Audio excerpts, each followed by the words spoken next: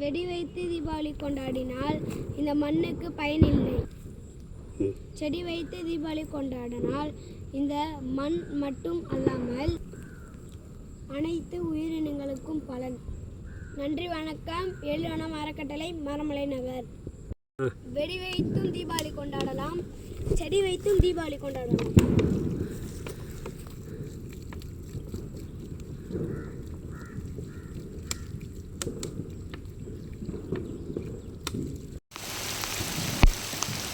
செம்ம மழை, மழையிலையும் மழைக்க நட போகிறோம். இன்னைக்கு தீபாவளி அன்னைக்கு போகிறோம். நான் நனைஞ்சிட்டோம், நனைஞ்சிட்டோம்.